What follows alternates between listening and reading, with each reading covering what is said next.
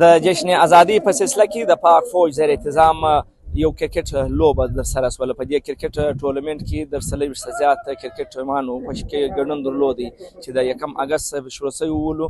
نن د اختتامي فائنل یې شدید اوس د اخري مراحل ته رسیدلې دي پر ریلوی کرکټ ګروم باندې. په دې 12 اور باندې مشتمل چې کوم میچ دي د دې لپاره په ګراوند کې دي په کافي تعداد چې دي هغه تماشایان هم ناست دي. په دې باندې به خبرې کوو. دا وخت ما سره قبایلي او سماجي رهنما او د چمن چمبر اف کامرس صدر حاجي عمران خان کاکړ صاحب موجود دي. کاکړ صاحب څه ویل غواړي په دې خبره؟ خدا ده چې د جشن ازادي د خوشحالۍ په مناسبت سره چې د پاک آرمي کوم دغه ایونټ منعقد کړی دي دا د دې موږ ډېر قربانۍ وایو په وجه د دې چې دا رنګه ایونټ دا رنګه فنکشنز چې کوم دي نوی نسل ته ډېر سپورټ کرج اور موټیویشن ورکوي او دا رنګه ایونټس دا رنګه فنکشنز چې پر دا سطح باندې دونه سپورټ ملاویږي د دې څه پر علاقایي سطح او ملکي سطح باندې نوی نسل ته ډېره موقع ملاویږي چې پر سکرین راشي. ډېره مننه. دا و حاجي عمران خان کاکړ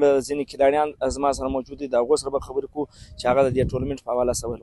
انشاءالله نوی ټورنمنټ هغه مخ ته خامخا راځي او موږ د عوامو څخه هغه کوو خواست کوو چې دوی باید خپل کیت او وخت ورکړي د منشیات سره د هغه سره د رکاب سي.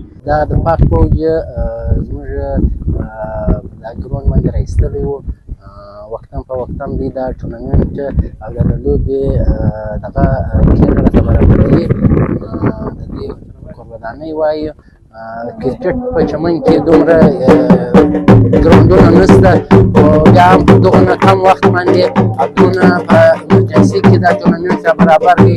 دا و د دې ټورنمنټ کې حصه اخیستلو والا کلاړیان چې هغو زیاته کله چې په دا رقم ټورنمنټونو سره نه صرف ټیلنټډ کلاړیان مخته راځي بلکې په کلاړیان کې نور هم جوش او جذبه پیدا کېږي. په ضلع بر کې د جشن ازادي په سلسله کې چې دا کوم ټورنمنټ جوړ شوی و د دې اختتامي فاینل چې کوم انعامات ول هغه اندازې قبایلي مشرانو په کلاړیانو کې تقسیم کړه او دوی ته نه صرف ټرافیانې ورکړې بلکې نقد انعامات هم په کلاړیانو کې تقسیم کړي. د دې فاینل سره د کرکټ چې کوم د جشن ازادي ایونټ هغه اختتام پذیر سو. د جشن ازادي په حواله چې کوم فوټبال او نور ګیمونه شروع دي هغه فاینل هم د 14 اگست پورې کېږي.